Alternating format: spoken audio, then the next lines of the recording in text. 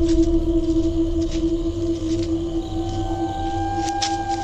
have to understand that when you go into the Appalachian Mountains, you are entering into another realm.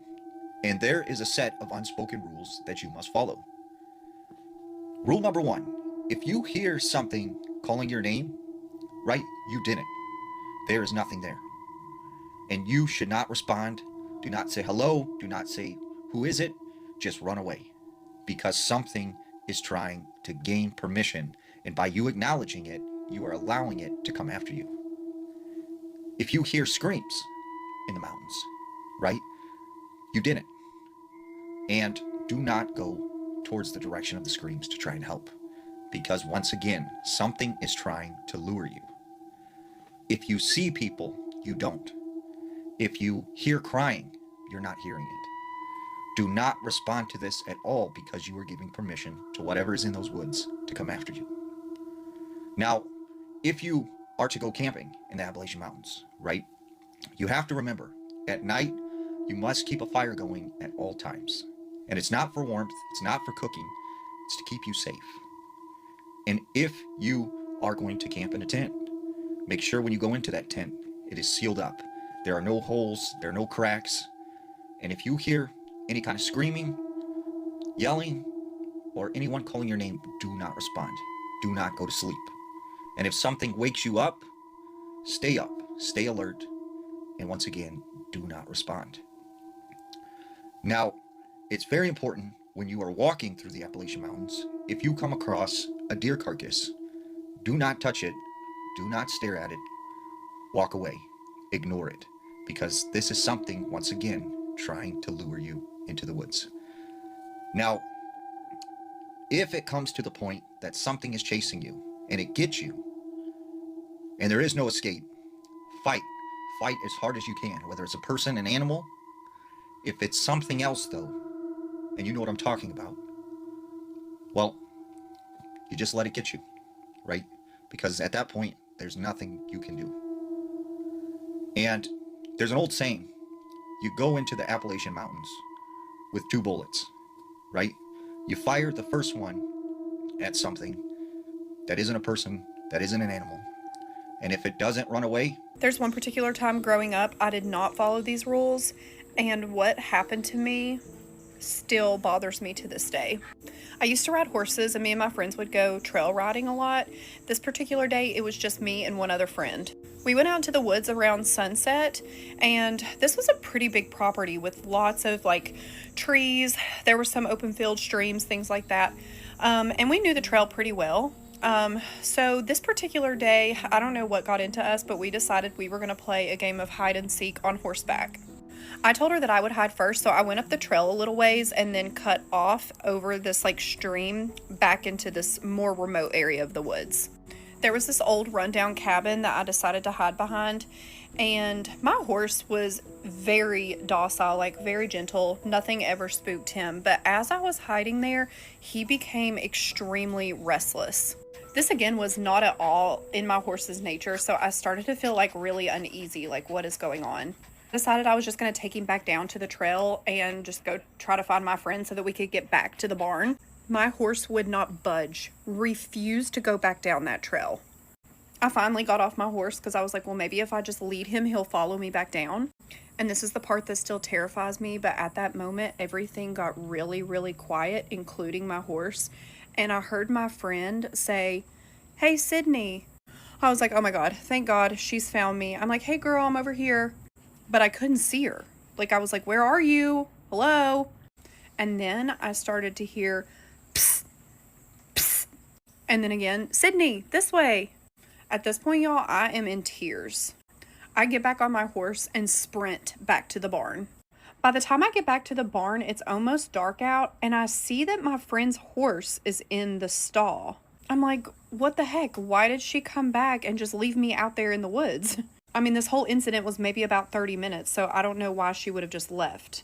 I find her in the tack room, and she was like, you were out there for like an hour and a half. It was like, I couldn't find you. I didn't know where you were, so I just came back. I look at the clock, and she was absolutely right. It had been almost 2 hours that I was out there, and it felt like it was only like 20 minutes. I told her what happened to me. We were both just so terrified, like trying in our brains to figure out what that could have been. And to this day, I still have no idea. So, yes, the stories you hear of the Appalachian Mountains are so true.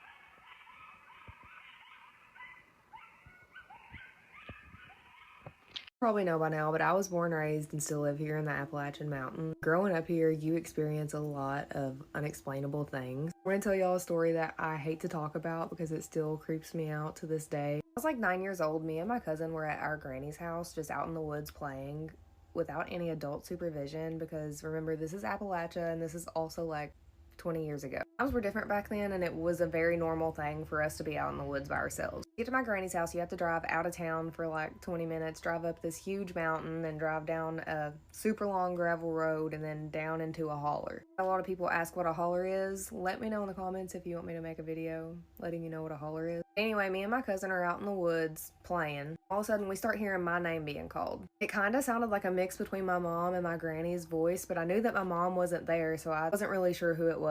The weird part is they just kept saying Allie over and over again. Just Allie. And what's weird about that is back then, my mom didn't call me Allie. She still to this day doesn't call me Allie. She calls me Cheyenne. And my granny never called me just Allie. She always called me Allie Cheyenne. I go by Allie now, but back then I mostly went by Cheyenne. We were about a 20-minute walk into the woods from Granny's house, and it sounded like the voice was coming from where Granny's house would be. So the voice sounded like it was coming from really far away. If you know the warnings, you know if you hear your name being called in the woods, no you didn't. And also, if it sounds like it's coming from really far away, that actually means it's closer to you. And if it sounds like it's closer to you, that actually means it's coming from really far away. And the voice just sounded so weird. Like it sounded just, I don't even know how to explain it. It was not natural. It was like somebody was trying to impersonate my mom or my granny. I don't know. My cousin hears it too, and she's like, we better go back. You know, they're calling your name. We turn around to make our way back to Granny's, and right about that time, we see it. There was a brush pile there with like the bank and the tree line behind it. The only way I know how to describe it is there was this creature crawling out of the brush pile. My dad is 6'4", and this thing was way taller than him. It's like a dark gray, black color, but it was shiny. But it was almost like it was glitching. Like, I don't know how to explain it. It looked like it was almost transparent at times and like misty. I know it sounds crazy. It's unexplainable. Cousin saw it too. We looked at each other. She took off running. She left me there. She's my older cousin. I was the baby. She left me there. I know you're not supposed to run, but I did take off walking back towards my granny's house. Walking as quickly and calmly as I could, given the situation. But I was hearing footsteps or like something coming behind me the entire way. And it matched my pace. If I would speed up, it would speed up. If I slowed down, it would slow down. Eventually, I make it back to my granny's house. My cousin's already there. My mom was not there, and we asked Granny if she had been calling my name, and she said no, she hadn't. Me and my cousin did not even tell her what we saw. I don't know if we didn't think she wouldn't believe us, or if we just were too scared to even talk about it. I don't really talk to her anymore, but a couple years ago I did talk to her, and I asked her if she remembered it, and she said yes, she remembers it. I'd almost convinced myself that it hadn't actually happened because it's just so unexplainable. She confirmed it, so that happened. Yo, what's up? What y'all doing?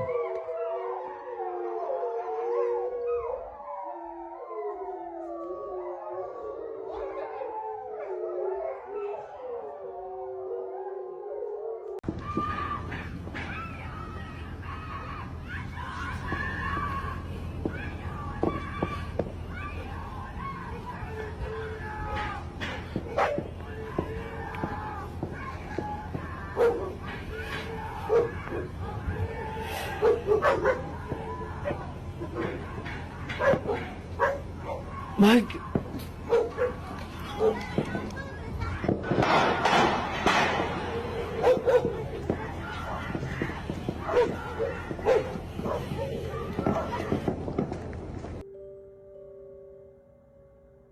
See? The lights go off. Now watch. You're going to see.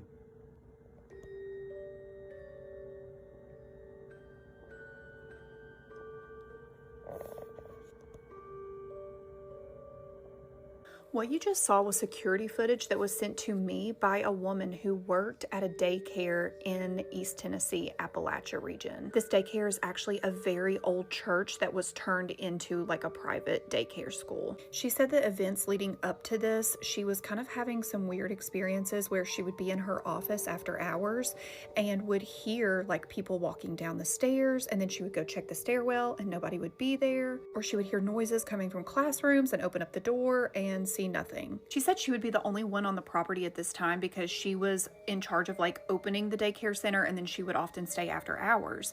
So nobody was in the building when she was hearing these noises. On this particular day, she was opening the daycare. She went in that door that you saw at the end of the hall and noticed there was an iPad laying on the ground. This was really odd to her because these iPads are put into this like cabinet area that are hooked on like chargers. And she said they're very secure and they're like sitting up on charging decks, if that makes sense.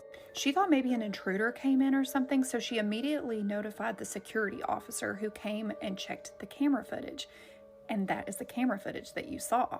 Literally, the way that iPad just flings out of that cabinet is giving me chills right now.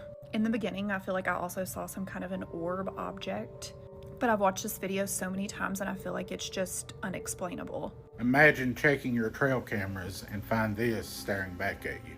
Some people believe the old witches of Appalachia never really died, and this video may prove that. Trail cameras are becoming one of the most vital pieces of equipment to catch things natural and unnatural. I want you to pay really close attention because you're going to see something come out of the darkness toward the camera. Maybe it's a witch, maybe it's a ghost. Then, a few moments later, something else came crawling out of the darkness.